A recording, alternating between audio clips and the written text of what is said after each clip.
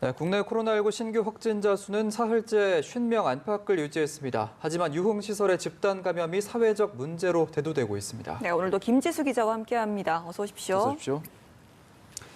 어제죠. 강남의 유흥업소에서 일하는 여성이 확진 판정을 받았는데요. 이에 따라서 집단 감염 우려로 서울시가 시내 유흥업소에 사실상 영업 중지 명령을 내렸다고 하죠. 네, 맞습니다. 서울시가 유흥업소에 사실상 영업 중지 명령을 내렸습니다. 서울시는 유흥업소에 대해 오늘부터 정부가 설정한 사회적 거리두기 기간인 19일까지 집합 금지 명령을 내린다고 밝혔습니다. 이렇게 되면 유흥업소들은 자동적으로 영업을 할 수 없게 되는 겁니다. 서울시는 그동안 2,100여 곳의 클럽, 콜라텍, 유흥주점의 일시 휴업을 권고했는데 400여 곳의 업소가 영업 중인 것으로 파악됐습니다. 이번에 코로나19 감염이 발생한 유흥업소에서 확진자가 접촉한 사람들은 업소 종사자, 손님, 룸메이트 등 모두 118명입니다. 이들은 모두 자가 격리됐고 전수조사를 받고 있습니다. 이미 검사를 받은 18명은 음성 판정을 받았습니다. 방역 당국은 그 집단 감염 가능성에 주목하고 있는데요.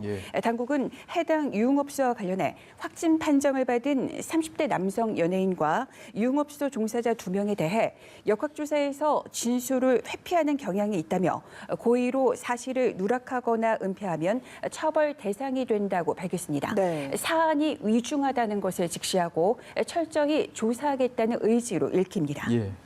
네, 이렇게 좀 이번 사례를 보면 사실 집단 감염이라는 게 어디서나 발생할 수 있는 건데 그동안 병원이라든지 종교시설에만 집중을 했던 것 같아요. 네, 맞습니다. 그리고 이번 사례를 보면 일주일 사이에 3차 감염까지 이어졌다는 걸 알 수가 있는데요. 그 일본에서 귀국한 남자 연예인이 업소에서 일하는 여성에게 또 이 여성이 룸메이트에게 전파한 건데요.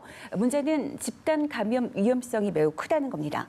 사실 이들과 접촉한 사람들이 100명이 넘는 데다 유흥업소 특성상 닥다닥 붙어 앉아서 술과 음식을 먹고 노래를 부르는 등 밀접 접촉이 이뤄지기 쉽습니다. 그러니까 더 많은 확진자가 나올 가능성을 배제할 수 없는 상황입니다. 정부는 강화된 사회적 거리두기 기한을 연장하면서 유흥시설에 대한 휴업을 권고해 왔습니다. 하지만 권고로 해결될지 의문이라는 지적이 컸습니다. 왜냐하면 유흥시설이 밀집한 강남과 홍대 거리는 젊은 층으로 넘쳐나기 때문입니다. 여기서 우리가 다시 한번 생각해 봐야 할 게 있는데요. 요즘 물론 국내에서 확산세가 좀 꺾이긴 했지만 긴장을 늦출 수 없는 상황인데 클럽이나 주점 같은 그런 유흥시설에 왜 이렇게 사람들이 몰릴까, 성행일까를 생각해 봐야 되는 겁니다. 이유는 그 코로나19를 가볍게 인식하는 젊은 층이 있어서인데요. 국내 확진자 현황을 보면 20대는 전체 확진자의 27% 정도 되는데 이 정도면 다른 나이대에 비해서 2배나 3배 이상의 그런 차지를 하고 있습니다.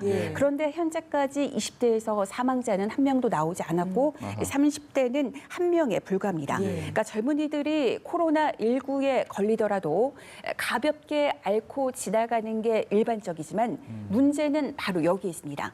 증상이 약해서 자신이 감염됐는지도 모른 채 클럽과 같은 다중시설을 오가면서 그야말로 조용한 슈퍼 전파자가 될 수 있다는 겁니다. 그러니까 치명률이 높은 부모나 집안의 할머니, 할아버지에게 전파해서 이들의 생명을 위협할 수도 있습니다. 네, 그렇겠네요. 전파 가능성이 있기 때문에 모두 책임감을 좀 가져주셔야 될 것 같습니다.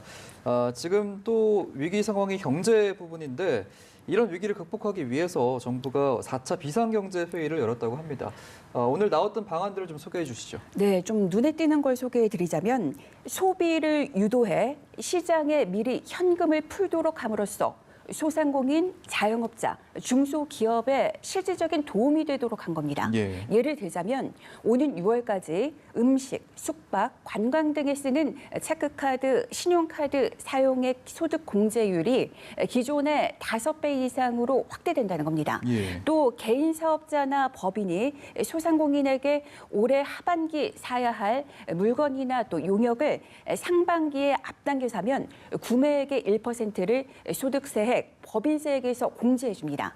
그리고 정부와 공공기관에서는 비품이나 소모품 등 최대한 선결제, 선구매하도록 하는 방안도 포함됐습니다. 예. 정부는 오늘 이런 내용으로 17조 7천억 규모의 내수 보완 방안을 확정했습니다. 또 주목되는 방안으로 연체 위기를 맞은 신용 대출자에게 최대 1년간 원금 상환을 유예해 주기로 했습니다. 급격한 소득 감소가 대규모 연체로 이어지는 상황을 막기 위해서 프리 워크아웃 프로그램을 신용대출 등 일부 가계대출까지 확대한 겁니다. 예. 그리고 자영업자에게 집중된 기존의 금융 지원 방안을 일부 가계대출로도 확대해서 개인 채무자가 채무 불이익 이행자로 전락되지 않도록 하겠다는 게 정부 입장입니다. 네. 지원 대상은 코로나19로 소득이 감소해 금융사로부터 기존에 받은 대출을 연체할 수밖에 없는 상황에 내몰린 대출자들입니다. 알겠습니다. 네. 나라 바깥의 상황도 좀 알아보겠습니다. 봉쇄됐던 중국 우한의 봉쇄 조치가 드디어 좀 해제가 됐습니다. 76일 만인데요.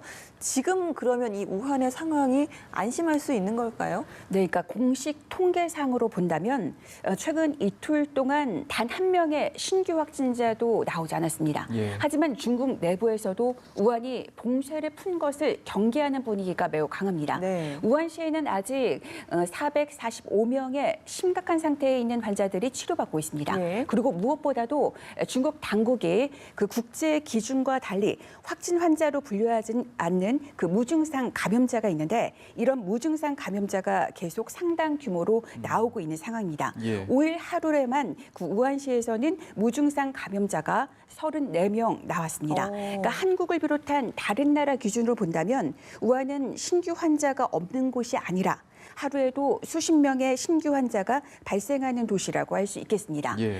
현재 전 세계 확진자는 모두 144만 명을 넘어섰고 사망자는 8만 3천 명에 육박했습니다. 미국이 최다 감염국으로 확진자가 40만 명을 넘어섰고 사망자는 1만 2천여 명입니다. 그다음으로 확진자가 많은 나라는 스페인, 이탈리아, 프랑스, 독일 등이 있습니다. 예, 알겠습니다. 현재 정부의 고강도 사회적 거리두기가 시행 중인데요. 긴장 늦추지 말고 개인 방역에 최선을 다해야겠습니다. 오늘도 김지수 기자와 함께했습니다. 고맙습니다.